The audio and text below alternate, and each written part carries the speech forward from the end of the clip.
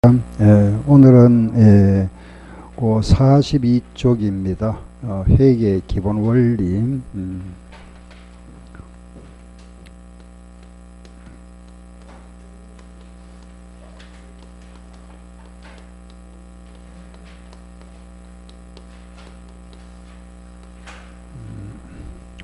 교재 제일 첫 페이지 42쪽.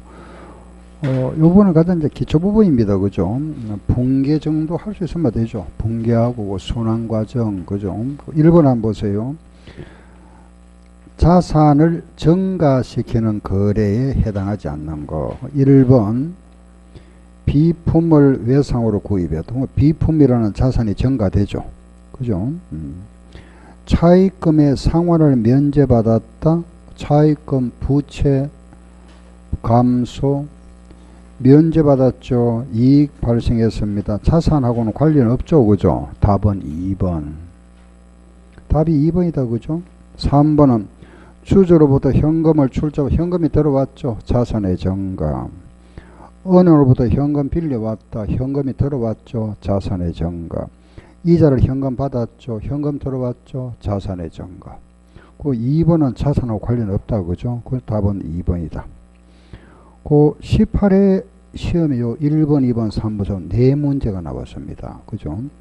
2번, 총포괄 이익 얼마고 물어봤네요. 그죠? 그 총포괄 이익이라는 거는 우리가 단기 순이익에서 기타 포괄 이익과 손실 뺀 거죠. 그죠? 그런데 그게 보니까 뭐 기타 포괄손 안 보인다. 그죠? 그럼 딱 보면 이 문제잖아요. 기초와 기말. 그죠? 기초, 기말. 여기에 자산, 그죠? 부채, 자본, 그리고 기말의 자산, 부채, 자본이다. 그죠? 여기에 수익, 비용, 이익, 요 관련 문제다. 기초자산은 550만원, 기말자산은 750만원, 기초부채는 300만원, 기말부채도 300만원. 그죠? 그리고 유상증자가 있었는데, 요 사이에 정자가 50만 있었다. 그럼 이 구할 수 있잖아. 그죠? 자산에서 부채 빼면은 자본은 250만원. 요 자산에서 부채 빼니까 기말자본은 450만원. 기말자본 마이너스 기초자본 450만원 마이너스 300만원 빼고 나니까 요거 얼마죠? 150만원.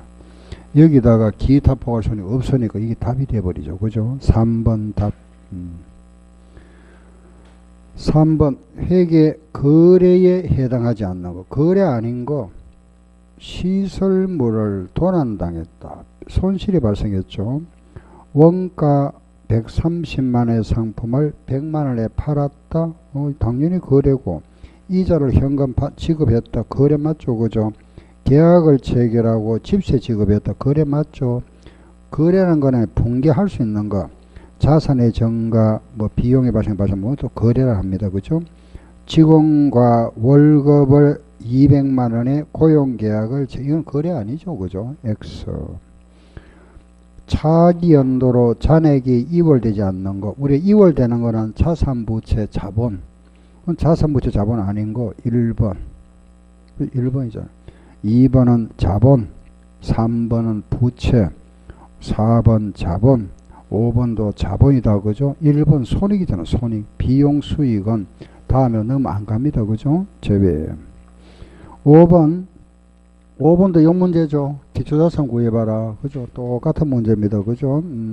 5번, 6번 같은 문제. 5번, 6번 똑같은 문제. 6번을 한번 풀어볼게요. 5번은 여러분들이 풀어보세요. 6번 똑같은 문제입니다. 6번 단기 순이익 얼마고 요거 얼마고 물어봤네요. 그죠? 6번 문제 풀게요.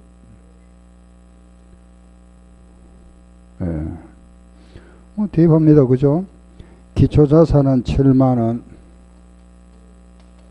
기초부채는 4만원, 기말 자산은 12만원, 기말의 부채는 5만원, 기중의 유상, 이 사이에, 기초자본과 기말자본 사이에 유상증자가 만원 있었다. 돈이 들어왔다. 그죠? 플러스. 현금에도 나간 거죠. 마이너스. 그리고 총수익이 13만원 있었다. 이 경우에 물어보는 거, 단기 순이익 얼마고, 이거 얼마고 묻습니다. 그죠? 그럼 일단은 우리가 요 비용을 모르니까 요 못 구하죠. 그죠? 요거 알면 구할 수 있다. 근데 모르니까 이건 못 구하겠고, 일단 이래 보세요. 자산 마이너스 부채, 자본은 3만원, 알겠다. 그죠? 요거 빼니까 7만원이잖아. 그죠? 그럼 여기서 이 기말 자본에서 이 기초 자본을 뺀 게 이거다. 그죠? 7만원에서 이 동그라미 4만원에서 22,000원 빼니까 이게 18,000원 나왔네. 그 7만원에서 요거 빼니까 답은 52,000원. 답이다. 그죠? 정답 52,000원. 7번 실제 계정과 거리가 실제 계정은 자산, 부채, 자본을 말한다. 알고 있죠? 그 자산, 부채, 자본이 아닌 거 찾아봐라 이 말입니다. 그 실제 계정은 자산, 부채, 자본이고 명목 계정은 수익과 비용이다. 그죠? 1번 미지급 배당금은 부채, 배당금 수익은 수익, 요게 답이다. 그죠? 외상 매출금 자산, 선급보험료 자산, 차량 운반구 자산. 자산, 부채, 자본 아닌 거. 실제 계정은 자산, 부채, 자본을 말한다. 답은 2번. 8번. 시산표를 통해서 발견할 수 있는 오류. 우리 시산표는 항상 차변합계와 대변합계가 같다. 그리고 양변에, 양쪽에, 그죠? 양변에 발생한 오류, 이런 거 발견할 수 없다. 그죠? 양면에 발생한다는 것은 한 거래가 몽땅 누락됐다. 이런 걸 발견할 수 없다. 한 변에 차변이나 대변에 어떤 누락됐다. 잘못된 거 이걸 발견할 수 있다. 그죠? 일단 요걸 찾아보세요. 한쪽에 잘못된 거 한번 찾아보세요. 한쪽 잘못됐단 말 찾아보면 되잖아. 그죠? 이래 보니까 어느 게 한쪽 잘못된 거죠? 1번은 거래가 이중 분계다. 이거는 양쪽에 분계되어 있으니까 발견할 수 없다. 특정 계정 차변에 전개할 것을, 여기에 전개할 것을 여기 갖다 놔서 이거는 발견할 수 있네. 2번 답. 그죠? 한쪽 잘못됐잖아. 그죠? 그리고 3번에 보면은 금액은 다르지만은 양쪽에 같은 금액으로 전개했으니까 발견할 수 없다. 거래 붕괴가 행해지지 않았다. 누락되었다. 발견할 수 없다. 차변과 대변 금액은 같다.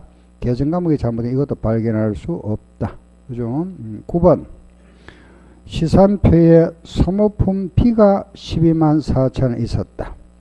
기말에 소모품 잔액이 36,000원이라면 적정한 수정분계 묻고 있죠. 그죠?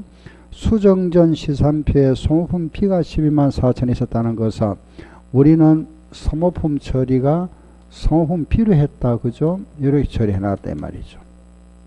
그러면은 우리는 항상 결산 수정 분계는 반대로, 그죠? 소모품 알죠? 보험료로 처리했다. 선급보험료, 선급보험료로 했다. 보험료, 소모품으로 했다. 소모품비. 항상 반대하자. 소모품은 자산이니까 남아있는 거, 그죠? 미사용액. 그게 지금 남아있는 게 얼마 남아있죠? 36,000 남아있네. 여기 답이다. 그죠? 그 자동적으로 대변에는 소모품비 36,000원. 이게 수정분계다. 그죠? 수정분계 이거다. 그럼 요 이제 말을 갖다 거기에 여러 가지로 말을 만들어 놨습니다. 답은 이건데 1번 이익에 영향이 없다. 아니죠. 자산이 증가되었으니까 이익도 증가될 수 있고 36,000원만큼 자산 계정 차변에 기입되고 맞네. 소품비 계정 대변에 기입한다. 1번 2번 맞네. 정답. 자산이 요 기입된다. 그죠? 맞네. 3번은 틀렸다. 그죠? 4번도 틀린 말이고 그리고 5번 정답 없다. 틀린 말이죠. 있는데 없다 그랬으니까. 10번 시산표는 항상 차변 대변이 같아진다 그랬죠. 그죠? 10번 보면은 수정전 시산표의 합계가 75만 원이었다. 그죠? 이게 합계를 해보니까 우리가 75만 원이었는데 그게 누락되어 있는 게 있었다. 차변 합계도 75만 원 대변, 그죠? 거기에다가 누락된 걸 추가한다면은 정확한 합계가 얼마고, 물론 이건 서로 같아야 된다. 그죠? 이거 얼마고 묻습니다. 요 문제가 한 번 나온 적이 있는데 요 합계를 물을 때는, 그죠? 자, 보세요. 예. 1번 여기에 지금 들어가는 걸 한번 생각해 보세요. 우리가 시산표에 들어가는 거는 여기에 보면 뭐가 들어가노 이러면은 차변에 차산, 그죠? 대변에 부채와 자본이 들어가고 또 차변에 비용이 들어가고 대변에 수익이 들어가죠. 그죠? 예, 이게 다 들어갑니다. 그죠? 그런데 1번 보세요. 소모품 미사용에 2,000원이다. 그죠? 1번. 그러면 분계를 하면은 소모품 2,000원, 소모품 비 2,000원이 되죠. 그죠? 이거는 보세요. 어떤 결과가 생기는지 한번 볼게요. 소모품이라는 자산이 2,000원 증가하죠. 그죠? 여기에 그러면 2,000원 증가한다. 자산이니까. 그죠? 그런데 소모품 B가 대변에 있죠. 비용이 대변에 있으니까 이 비용이 원래 차변에 있어야 되는데 대변에 있으니까 빼야 되잖아. 감소니까. 그죠? 요거는 비용이 대변에 있으니까 결과적으로 요 합계하고는 영향이 없죠. 2,000원 더하기 했다가 빼야 되니까 이거는 불배이잖아. 그죠? 예. 그래서 요런 거는 영향을 미치지 않습니다. 예. 그러면 이런 시산표 합계 문제가 나왔다. 10번 같은 문제가 나왔을 때는 이건 하나 우리 머릿속에 기억하셔야 되는 게 이거예요. 예. 이런 하나하나 하려면 시간이 많이 걸리잖아. 그죠? 뭐냐 하면은 선거보험료, 선수, 수익 이런 게 있잖아. 그죠? 예. 그리고 소모품이 있죠. 요 계정은 제외한다. 요걸 항상 딱 기억하고 있으면은, 그죠? 바로 답이 나와버리죠. 뭐냐 하면은, 시산표 합계는 이런 문제 나왔을 때, 그죠? 거기 보기에 보면은 이걸 다 담아 틀립니다. 그죠? 소모품은 보니까 더하고 빼니까 결과적으로 합계하고 관련 없잖아. 그죠? 그래서 관련 없는 게 세 개라 이겁니다. 성급, 선수, 소모품. 그러면은 보기에 나와 있는 거, 소모품과 보험료 미정과 있죠. 그거 두 개는 제외. 그럼 소모품과 선거보험료 5,000원 나와 있잖아요. 그거는 제외해버리고 나면은 나머지 만원 감가상각비와 이자 미수 2,000원 나와 있죠. 12,000원만 플러스하면 답입니다. 12,000원만 대주면 되고, 그럼 답은 얼마 되죠? 76만 2천원 이런 식으로. 이러면 간단하게 나옵니다. 안 그러면 분개를 해야 되죠. 다. 그죠? 예, 그 시간이 걸리니까 항상 요겁니다. 시산표 이런 문제 10번 같은 문제를 다시 한번 보시고 익혀 놓으세요. 알겠죠? 합계가 나오고 밑에 나왔다. 요거 성급, 선수, 소모품은 합계에서 제외해 버린다. 알았죠? 왜 제외하느냐? 이유는 이거다. 그죠? 자산이 증가되고 비용이 감소돼 버렸으니까 결과적으로 합계하고는 관련 없잖아. 그죠? 그래서 이래 된다. 그죠? 보험료 미정과도 마찬가지죠. 두 번째 보면 선급 보험료 되잖아. 그죠? 선급 보험료 대변에 보험료 가버립니다. 그러면 요거는 자산의 증가, 비용의 감소되잖아. 마찬가지 여기에 증가되고 요거는 감소돼 버리니까 결과는 영향 없다. 답. 알았죠? 11번. 보험료 90만원. 이거는 많이 해왔던 겁니다. 그죠? 11번, 12번 문제 똑같은 문제인데 보험료 96만원 현금 지급하고 보험료로 회계 처리했다. 5월 1일 날 보험료를 회계 처리했다. 보험료 96만원 현금으로 지급했다. 이거 결산시 수정분계. 반대로 뭘 한다. 선거보험료. 그죠? 미리 준 거. 요거는 올해 거. 올해 거는 올해, 그죠? 단기 보험료가 되는 거고, 내년 거 미리 준 거 넉 달치 넣었네. 그죠? 올해 거는 8개월이고, 내년 게 넉 달이다. 한 달에 얼마죠? 12, 아니죠. 8만원. 12로 나누면 한 달에 8만원씩이네. 그죠? 8만원인데 넉 달이니까 4, 8, 32만원. 요거처럼 답이죠. 차변의 선거보험료, 대변의 보험료. 그죠? 답 1번. 그 12번도 마찬가지. 임차료 6개월분 임차료 9만원 지급하고 선급분 해놨네. 이 문제는 11월 1일날, 그죠? 11월 1일날 집세를 주고 나서 이걸 우리는 선급 임차를 했다. 요거는 1년치가 아니고 6개월분이다, 그죠? 6개월치 선급 보험료, 임차료 한 달에 15,000원. 그럼 12월 말에 수정분계는 선급 임차료니까 반대로 뭐라 하죠? 임차료. 그죠? 비용, 요거는 원래 거 2달치. 한 달에 15,000원, 2달이니까 3만원이다. 그죠? 차변에 임차료 3만원, 여기 답이죠. 물론 대변은 선급 임차료. 그죠? 답은 1번. 예, 다음에 13번. 그 11번과 12번 이거 문제 자주 나옵니다. 그죠? 11번, 12번 이거는 자주 나왔던 거죠. 많이 나옵니다. 제일 자주 나오는 거죠. 우리 여기에 지금 기본 원리에서 가장 많이 이거잖아요. 요거. 그죠? 계산 문제. 그냥 가장 여기 하나, 여기 가장 요거 하나 하고 요거. 그죠? 요런 부분이잖아요. 그죠? 요거. 이런 거죠. 선거보험료 관계. 그죠?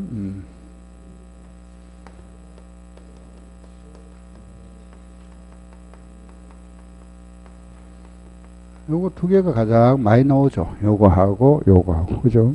요런 거. 알겠죠? 요 가장 많이 나왔던 거. 다음에 13번 모양 문제 한번. 13번은 모양이 좀 다른 겁니다. 그죠? 한번 읽어보세요. 무슨 말인지. 문제를 이해해야 되잖아. 그죠? 그거는 문제 좀 다른 말이죠.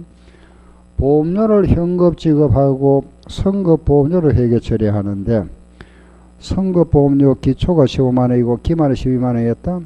손익계산서 보험료가 60만 원 있었다. 우리 회사에, 그죠? 원래 보니까 손익계산서에 여기에 보험료가 60만 원 있었다. 이리 있었다. 그죠? 자, 우리 회사는 선급 보험료를 하고 있다.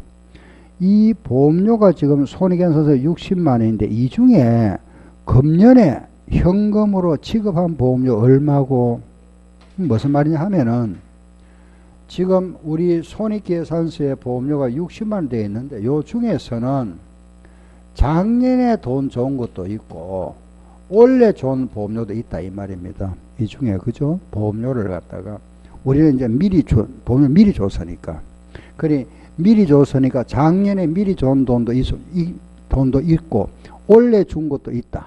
요 중에 올해 준 거 얼마고 이 말이죠. 그죠? 이제 아까 문제가 조금 다르죠. 그죠? 자, 보세요. 거기에 보니까 우리가 작년에 지급할 때 선급보험료 얼마였죠? 기초에 얼마죠? 15만원 있었잖아. 기말이 얼마죠? 12만원. 그러면 날짜가 지나서 얼마가 감소됐습니까? 3만원. 그게 뭐로 바뀌죠? 보험료로 바뀌잖아. 그죠? 선급보험료 15만원이 12만원 됐다는 거는 3만원 차이 생겼죠. 그죠? 그 3만원이 보험료로 바뀌었다. 요게 요 작년에 준 게 3만원 있다 이 말입니다. 알겠죠? 그러면 요 60만원 중에서 작년에 지급한 게 3만원 있다. 나머지는 올해 준 거다. 올해 준 거 얼마? 57만원 답. 알겠죠? 요거는 뭐 자주 나온 게 아니고 2번 나왔습니다. 요거 13번은 거기에 나와 있는 12번, 11번, 12번 문제는 자주 나오는 거 알겠죠? 요 계산 문제, 이런 거 기본 문제 우리, 그죠? 많이 해왔던 거고. 다음 14번, 요거는 한 번 나왔었죠? 한 번 나왔던 건데, 1월 5일 날 거래 어떤 게 있었느냐 물어본다고, 그죠? 1월 5일 한번 보세요. 1월 5일 날은 보니까 현금 계정 차변에 52,000원 있네. 그죠? 문제 보니까, 현금이 차변에, 그죠? 52,000원 있다. 그렇죠? 1월 5일 날 또 보니까 보세요. 대여금 5만원 있네. 그죠? 또 1월 5일 날 보니까 이자 수익이 얼마 있죠? 2,000원 있네. 이건 어떤 거래고? 현금 들어왔다. 돈 미리 줬던 거 받았네. 대여금 5만원과 이자 2,000원 현금 받았다. 그죠? 대여금 5만원과 이자 2천원 현금 받았다. 그거 찾아보면 되겠다. 그죠? 예. 요렇게 5번이 답이 됩니다. 예. 5번 답. 이런 식으로 이제 문제 형태를 보시라고 제가 내는 거고, 뭐 한 번 나왔습니다. 15번 요것도 한 번 나왔던 거죠. 그죠? 수익 계정과 비용 계정을 마감하고 나서 우리가 집합 손익 계정에 집어넣는다. 모든 이제 수익과 비용을 이제 요거 손익 계정에다가 이렇게 이제 갖다 오죠. 그죠? 여기에다가 집합시킵니다. 그죠? 이걸 우리가 이제 집합 손익이라 이랍니다. 여기는 비용, 여기는 수익을 한 곳에 집합시켜 놨잖아. 그죠? 뭐 어렵게 생각하지 말고 간단한 거 말뜻 그대로입니다. 비용과 수익을 집합시켜 놨다 이 말이에요. 여기 비용, 수익.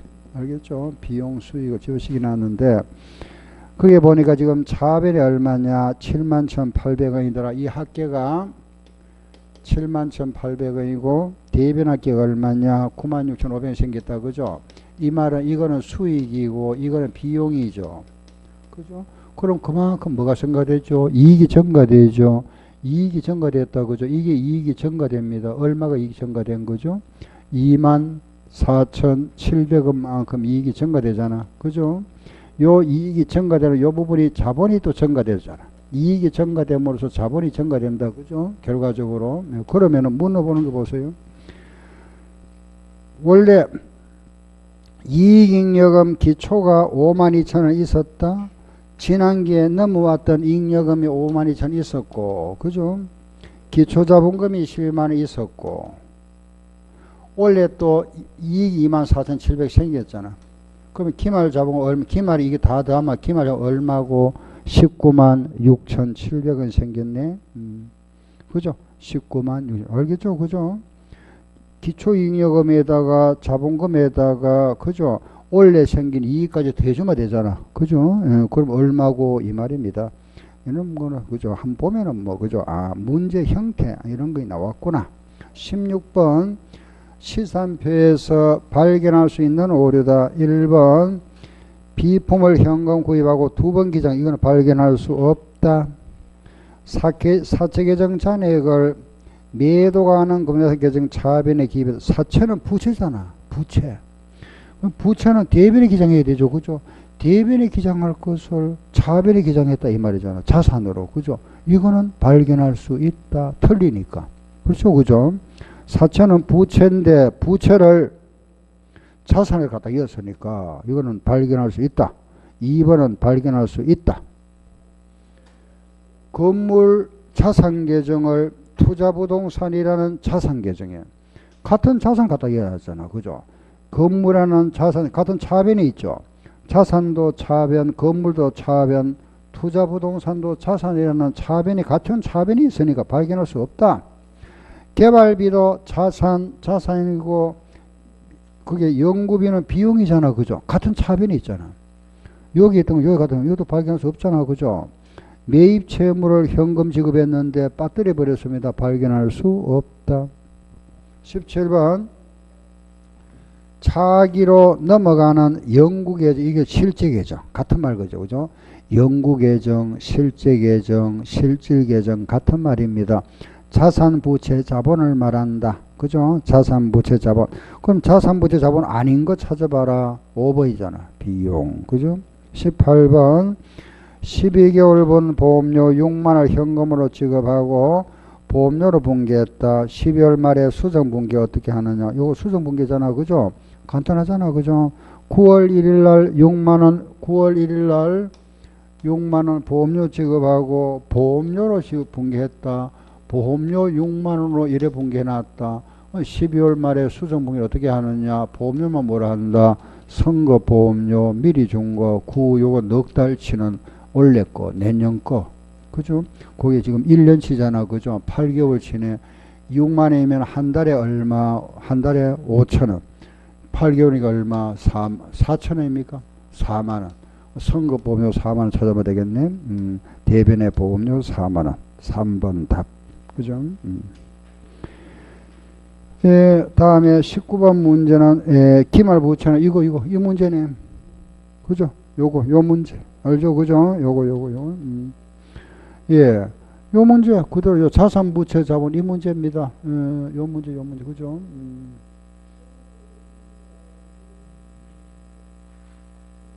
요게 그죠? 나온 거.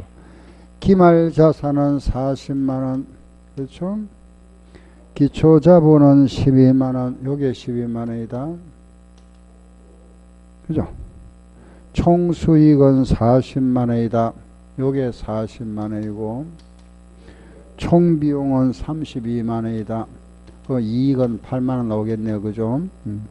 그 배당금 지급이 있어도 요 사이에 배당금 지급이 있네. 마이너스 얼마? 3만원 있었다.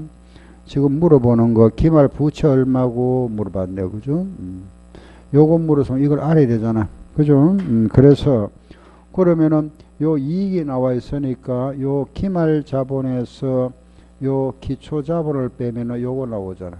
얼마에서 요거 얼마죠? 9만원이죠. 그죠? 얼마에서 9만원 빼니까 8만원 나왔다. 요거는 17만원. 40만원 빼니까 얼마? 23만원 답이다. 그죠? 4번 답. 예, 여기 이제 순환 과정. 그죠? 우리 기본 원리에서 가장 회계 순환 과정이고, 예, 여기서는 계산, 그죠? 자산, 부채, 자본 등식을 이용하는 거, 그죠? 선거보험료 요거. 여기 이제 우리 회계 기본 원리는 순환 과정이다. 그죠? 그리고 이제 거기에 재무회계 개념 체계. 이제 지금부터는 20번부터는 개념 체계다. 그죠? 20번 한번 보세요. 오늘날 일반적으로 있는데 회계 원칙에서 기업은 계속성의 준수를 요구하고 있다. 이유, 계속성을 계속해라 하면 선택하면 계속하세요. 왜? 이익 조작을 방지한다. 그죠? 비교성을 증가시키기 위해서다. 계속성을 유지하고 있다. 그 옳은 거 회계정보의 임의 조작. 기억 맞네. 기억이 들어가야 되겠다. 그죠? 그러면은 2번과 3번은 탈락. 그죠? 두 번째 목적과 회계정보죠. 이거는 이제 회계 우리가 그죠? 목적이고, 서로 다른 회계 실체 간의 정보의 비교성을 하고, 서로 다른 회계 실체 기업 간에 그죠? A 기업과 B 기업 간의 계속성을 요구한다는 건 이거는 계속성이 아니죠. 그죠? 우리가 계속성이라는 거는 한 기업에 있어서 단기와 정기, 우리 회사가 그죠? 청해법을 선택했으면은 요걸 계속해라. 이게 계속성이지. 다른 회사도 정해법 해라. 이건 아니잖아. 그죠? 선택할 수 있잖아. 그죠? 정해법, 정률법, 이중체감법, 연수학계법을 우리는 선택은 자유입니다. 우리는 정해법을 선택하고 B회사는 정률법을 선택할 수 있잖아. 그죠? 그걸 계속하란 말이지. 그죠? 그게 계속성입니다. 그래서 거기 보면은 D 것의 다른 실체간이 아니고 리얼에 보면은 한 실체, 한 기업에 있어서 기간별 비교성을 확보한다. 그게 계속성이잖아. 리얼. 기업과 리얼. 요런 우리가 기업 간에는 통일성이랍니다. 알겠죠? 기업 간에는 통일성을 확보한다. 그래 법이 존재하죠. 법의 필요성이다. 그죠? 한 기업에 있어서 이게 뭐죠? 요게 뭐죠? 계속성. 알았죠? 이걸 똑같이 하는 말은 없잖아. 그죠? A 기업이 정해법이면 B도 정해법 하라고 하는 아니잖아. 그러면 안 되지. 그죠? 그래 방법을 선택해 주잖아. 정해법 이 중에서 선택은 너 마음대로 해라 하고 나서 그 방법을 계속해라 이 말이지. 한 기업에 있어서 계속성이고, 기업 간에 뭐다? 통일성. 알았죠? 21번 역사적 원가, 취득 원가다. 그죠? 취득 원가 딱 하나 뭐죠? 신뢰성이잖아. 그죠? 신뢰성. 그럼 신뢰성과 가장 가까운 게 뭐가 있죠? 객관성. 알겠죠? 신뢰성 가까운 거는 뭐래? 검증 가능성이라 하기도 하고 객관성이라 하기도 합니다. 알겠죠? 취득 원가하고는 신뢰성. 알았죠? 신뢰성 또는 검증 가능성 또는 객관성. 예? 예. 요런 거는 딱 하나 메모하세요. 우리가 취득 원가다. 요게 역사적 원가. 그죠? 요거 반대 개념이 바로 시가잖아. 그죠? 시가. 요거 우리 다른 말로 역사적 원가를 한다. 취득 원가에서 뭐 요걸 우리 현행 원가다. 그죠? 시가는 현행 원가. 또 다른 말로 우리의 실행 가치. 그죠? 현재 가치를 하고, 여기서 요 역사적 원가, 요게 바로 뭐다? 신뢰성. 요게 뭐냐? 목적 적합성. 시가는 목적 적합성. 그죠? 그래서 요게 신뢰성 있기 위해서는 어떤 검증 가능해야 된다. 그죠? 그래서 우리가 검증 가능성 이런 표현하고 또 뭐 객관성이 있어야 된다. 그죠? 그래야 신뢰성이 있다. 그죠? 목적을 하면 요 적시성. 시기적절해야 된다. 그죠? 뭐 요런 말이 전부 다, 예, 관련된다. 그죠? 여기 찾으면 되고. 다음 22번 보수주의 나왔다. 보수주의라 하는 거는 기본적으로 우리가, 그죠? 보수주의, 우리 좀 회계 개념 체계에서 꼭 알아야 될 게, 그죠? 여기에서 제일 많이 나오는 게 보수주의 나옵니다. 근데 보수주의 이거, 내용은 알지만은 우리가 답 찾기 그래 만만치 않죠. 그죠? 보수주의 하면은 답을 찾기가 쉽지 않습니다. 왜냐하면 워낙 많다 보니까. 그죠? 요 보수주의는 기본적으로 우리는 보수주의라 하는 거는 이익을 초기에 이익을 적게 계산하는 거다. 그죠? 이익을 적게 계산하는 요게 보수주의다. 알죠? 그러면 이익을 적게 한다는 거는 자산을 어떻게 해야 되죠? 적게 해야 된다. 그죠? 비용도 적게 해야 되겠, 수익도 적게 해야 되겠죠? 요게 보수주의다. 또 반대로 부채는 크게, 그죠? 비용도 크게. 그래야 이익이 작아지잖아. 이게 보수주의다. 근데 보수주의 문제가 나오면은 다음 중 보수주의 아닌 거 찾아봐라 해서 요거하고 비교를 많이 하죠.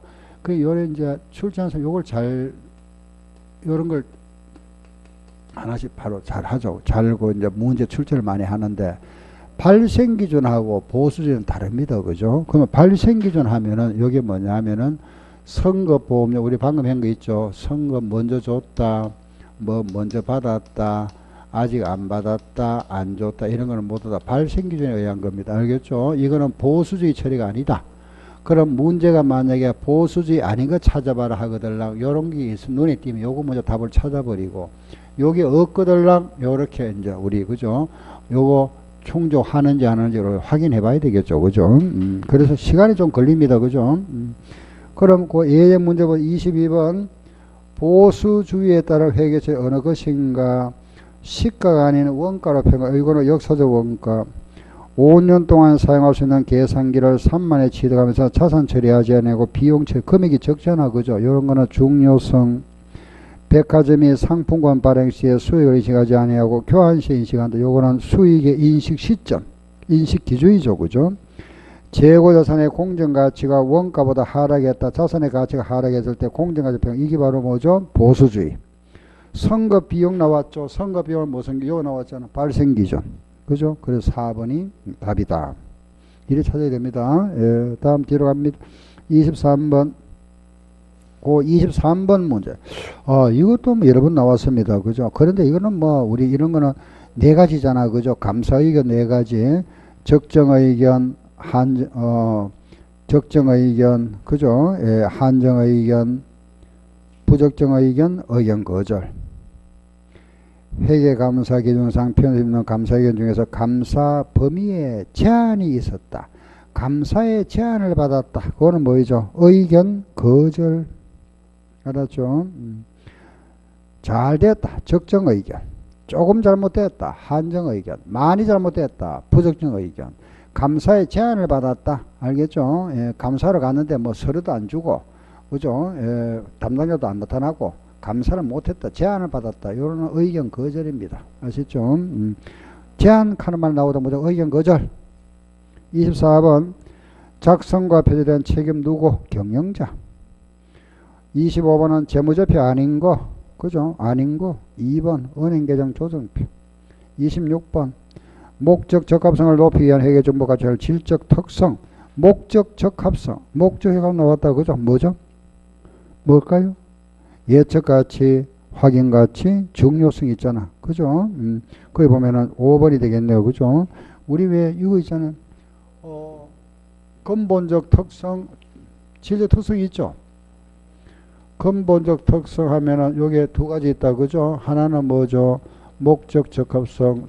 그 목적이 적합해야 된다. 그죠? 당연하죠. 그 어떤 수요자, 그 정보 이용자가 뭘 하려 하는지 그 목적에 적합해야 되지. 당연하잖아. 그죠? 그 사람이 뭐, 그죠? 투자를 원하느냐, 그죠? 수익을 원하느냐. 여러 가지 목적에, 그죠? 적합해야 된다. 뭐, 당연히 수익이죠. 그죠? 그리고 충실한 표현. 요 두 가지를 우리는 근본적 특성이라 한다. 그죠? 알죠? 그죠? 보강적 특성. 보강 특성이 또 4개 있잖아. 그죠? 비교, 검정, 적시, 이해. 이런 걸 암기하고 있어야 되겠죠. 그죠? 비교, 검정, 적시, 이해 가능성. 요게 목적적 운동이 되기 위해서 또 3가지 되잖아요. 예측 가치, 확인 가치, 중요성. 충실한 표현은 뭐죠? 요거 완전성, 또 중립성, 무오류. 그죠? 요런 거. 알겠죠? 요런 부분들은 이제 앞부분에 잠깐 책 한번 보세요. 그 앞에 보시면은, 제일 앞으로 한번 보세요. 그 앞에 오면은 그 6페이지 앞장에 오면은, 예, 거기에 뭐 좀 요약해 놨습니다. 그죠? 1번에 보면은 재무회계와 관리회계 관계하고, 2번에 보면 보수주의 회계처리 예가 나와 있고, 3번에 보면 회계 등식, 그죠? 등식, 기본 등식이 나와 있고, 그리고 손해가 과정도 있고, 회계상 거래가 아닌 것, 거래 결합 관계라든가, 그 다음 8쪽에 가면은 계정의 분류 쭉 나온다. 그죠? 우리 회계 원리 하면서 요 정도 계정들은 알아야 되잖아. 그죠? 그 다음에 시산표 많이 나와 있고, 그 시산표 보면은 시산표상에 발견할 수 없는 호도 나와 있다. 그죠? 그리고 그쪽에 보면은 재무복을 위한 개념 체계 나와 있죠. 그 개념 체계의 목적이라든가 한계, 아래 내려가면은 가정, 기본 가정은 계속 기업입니다. 그리고 아래 4번에 보면은 유용한 정보의 질적 특성 나와 있죠. 근본적 특성, 보강적 특성, 그리고 포괄적 요인은 원가. 그죠? 그 대변에, 뒷장에 10페이지 가면은 재무제표 요소의 정의, 특징, 인식, 측정 기준. 이런 거는 우리가 많이 해왔던 거. 자산, 부채. 자산은 뭐냐? 부채가 뭐냐? 그죠? 이런 거 여러분들이 쭉 읽어보시면 되잖아. 그죠? 예. 요게 우리 개념 체계. 그죠? 요게 대한 거. 자, 다시 돌아와서, 이번에는, 자, 53쪽에 27번, 예, 27번을 보면은 재무의 개념 체계에 의한 재무제표에 대한 설명이자 틀린 거 찾아보세요. 1번, 재무 상태표는, 이런, 내용이 좀 긴 거는, 그죠? 이렇게 읽어보면서 우리가 내용 어디 잘못된지 찾아봐야 됩니다. 조금, 이제 이런 거 나오면 좀 부담스럽지만은, 어디 읽다 보면은 어디 틀린 게 있겠죠. 그죠? 재무 상태표는 기업의 유동성이나 재무적 탄력성, 자금 동원 능력 같은 것, 수익성과 위험 등을 평가해 유용한 정보를 제공한다. 유용한 정보다. 손익계산서는 일정 기간 동안에 소유주와의 자본거래를 제외한 모든 원천에서 발생한 정감 정도 그 내역의 정보를 제공하고, 현금 흐름표는 여러 기업의 미래 현금 흐름의 현재 가치를 비교하고 기업 가치를 필요한 데 계좌를 제공한다. 자본 변동표는 자본의 크기와 그 변동에 관한 정보를 제공하고, 포괄 이익에 대한 정보는 제외한다. 우리 자본 변동표라는 거는, 보세요. 이 자본의 변동을 나타내는 거잖아. 그죠? 자본의 변동. 요 자본 항목들의 변동을 나타내는 게 자본 변동표인데, 자본 항목은 여기 보면은 자본금이 있고, 또 뭐가 있죠? 자본잉여금이 있고, 이익잉여금이 있고, 자본조정이 있고, 이게 뭐가 있죠? 기타 포괄이 있는데, 이거 정감 변하잖아. 그죠? 근데 이건 제외한다 했잖아. 틀렸잖아. 그죠? 이걸 나타내는 게 자본 변동표다. 그죠? 그런데 4번을 보니까 포괄이익, 이게 기타 포괄이익 여기 있잖아. 이게 있는데 이걸 제외한다 그랬잖아. 그죠? 그래서 틀린 말입니다. 알겠죠? 이런 걸 시험에 내놨죠. 그죠? 예. 내용을 알고 보니까 쉽잖아. 그죠? 근데 이걸 모르고, 그죠? 이런 걸 안 접해보고 문제 읽다 보면 답하기 힘들잖아. 그죠? 요거. 알죠? 우리 알고 있는 거다. 그죠? 재무제표의 정보는 대부분 과거에 발생한 정보다. 그렇고 측정치도 포함된다. 그죠? 28번. 그 28번은 보수주의 처리가 아닌 거 또 나왔네요. 그죠? 자, 문제 보세요. 28번 문제. 이런 문제 나오면 이제 시간이 걸리죠. 내용은 알잖아. 그죠? 보수주의는 뭐냐? 이익이 적은 거. 그래서 자산이 적어지고 부채가 커지는 거다. 그래서 제가 뭐라 그랬죠? 발생기준하고는 비교해라 그랬잖아. 그죠? 요런 게 나오면 보수주의 아니라 그랬잖아. 그죠? 그러면은 28번 보세요. 보수주의가 아닌가 하고 쭉 한번 훑어보세요. 1번, 2번, 3번, 4번, 5번 다 잃지 말고 쭉 보다 보니까 5번 딱 보세요. 5번에 보니까 미지급 비용 말이 나왔죠. 요게 있네. 요거. 이거는 무슨 기준? 발생기준이잖아. 그죠? 그래서 이거는 보수주의하고 관련 없는 거구나. 그렇죠? 그 답이다. 이렇게 찾을 수 있다 이겁니다. 항상 나온다는 건 아니지만은, 알겠죠? 이게 자주 나옵니다. 요렇게. 이런 거는 그만 답 쉽게 찾을 수 있잖아. 그죠?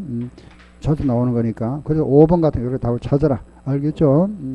나머지는 보면은 전부 다 비용이 이거, 여기 들어가는 거잖아. 그죠? 1번. 정액법보다는 정률법을 한다. 보세요. 감가상각을 우리가 정액법보다는 정률법 하게 되면 초기에 상각을 많이 든다. 그죠? 감가상각의 비용이 커진다. 여기 커지니까 보수주의. 지출에 대하여 자본 지출보다는 수익 지출을 처리한다. 자산보다는 비용으로. 그러면 자산보다는 비용을 하면은 자산은 작아질 거고 비용은 커져버리잖아. 자산은 작아지고 비용은 커지니까 보수주의. 맞네. 상품에 대하여 저가보 자산을 적게 계상했다. 그죠? 자산이 작아졌다. 보수주의. 그죠? 그 다음에 4번에 보면 손상차손 비용을 인식했다. 비용이 커지니까 보수주의. 그죠? 이런 게. 이 종류가 많이 나옵니다. 그죠? 29번. 역사적 원가. 치드 원가 이야기다. 치드 원가에서 올바른 설명 찾아보세요. 치드 원가가 뭐고? 1번. 자산의 가액은 취득 시에 치드 원가로 기록. 맞죠? 그죠? 이 말은 맞는데, 그 후에 시장가액이 변동하면은 시장가액을 반영하여 수정하면 이거는 시가잖아. 시가법. 그죠? 고치지 않는 게 원가법이잖아. 그죠? 뭐면 알죠? 그죠? 우리가 취득 원가를 한다는 건 원가 그대로 두는 겁니다. 그죠? 원가로 기장했다가 그 가치가 변동하면 시가로 고치면 그거는 무슨 법? 시가법. 1번 아니다. 그죠? 기업의 활동은 소유주와 분리되어 별도로 기록되어 이거는 이제 말하면 우리가 회계 주체 이론에 관한 거고 역사적 취득 원가와 관련 없다. 자산은 취득 원가로 기록하여 평가한다. 그 자산은 취득 원가로 기록하여 평가한다. 틀린 말 없네. 그 취득 원가로 기록한다. 4번 화폐 단위로 기록한다. 그거는 이제 화폐 단위라 하는 거는 그죠? 우리가 일단 장부에 기록할 때는 당연히 측정 가능한 화폐 단위로 기록하는 거고 자산의 가액은 현재 가치, 이건 현재 가치고 그 3번만 답이 될 수 있겠다. 그죠? 30번 감사의견 또 나왔다. 그죠? 감사의견 한번 찾아볼까요? 감사의견 그 감사의견 보니까 감사 범위의 제한 벌써 제한 나왔잖아. 제한 하는 말이 보인다. 뭐죠? 의견 거절. 알겠죠? 범위 제한 받았다. 제한 나오면 무조건 의견 거절입니다. 알겠죠? 뒷말 볼 필요도 없습니다. 31번 자산에 관한 설명으로 틀린 거 찾아보세요. 1번 자산이 갖는 효익이란 직접 간접으로 미래 현금이 기업에 유입하게 될 경제적 잠재력을 말한다. 맞죠? 그죠? 자산의 존재를 판단하기 위해서는 물리적 형태가 필수는 아니다 그랬죠. 자산의 정의를 충족하기 위해서는 관련 지식이 필수적이다? 아니다. 그죠? 이 필수적이 아니다 그랬습니다. 그죠? 밀접한 관련은 있지만 항상 현금이 지정되지는 않는다. 3번이 잘못된 표현입니다. 4번 소유권이 자산의 존재를 판단할 필수는 아니다. 맞죠? 미래 발생하고서 예전되는 거래나 사건의 자체만으로 자산이 존재하지 아니한다. 맞고. 알겠죠? 그 자산을 그럼 아래 거기에 보면은 그 자산의 정의에 대한 것도 뭐 설명해 놨습니다. 그죠? 우리가 자산은 말하자면은 현금 자산을 취득했다는 거는 기계를 취득했다는 거는 100원짜리 기계 샀다. 현금이 나가겠죠. 그죠? 자산의 취득과 현금의 지출은 밀접한 관련은 있지만 요건 항상 일치하지 아니한다. 왜? 공짜로 받기도 하잖아. 그죠? 현금 안 주고 말하면 우리 회사 주주가 기계를 공짜로 가져왔다. 현금이 안 나갈 수도 있잖아. 그죠? 그죠? 항상 1차지 않는다 이겁니다. 20, 다음에 32번. 이제 32번처럼 이제 32, 33. 그 오른쪽에 보면은 간단한데 32, 33 이런 문제 딱 보면은 좀 그죠? 부담스럽죠. 그죠? 문제 말이 많으니까 그죠? 이런 거는 전혀 읽어보셔야 되잖아. 그죠? 예. 재무복을 위한 개념 체계다. 틀린 거 찾아봐라. 개념 체계는 외부 정보 이용자를 위한 작성과 표제의 기초가 된다. 개념 체계는 감사인이 그 기업의 기조를 따르고 있는지에 대한 의견을 형성에 도움을 주고, 개념 체계는 이용자가 재무제표에 포함된 정보를 도움을 주고, 개념 체계는 작성자가 기준을 적용하거나 기준에 미비된 것에 대한 회의 진행에 도움을 제공하고, 5번 개념 체계는 특정한 측정과 공시에 관한 기준을 정하지 아니하나 국제 기준에 우선한다, 우선하지 아니한다. 틀렸잖아. 5번. 그죠? 그래서 틀린 거다.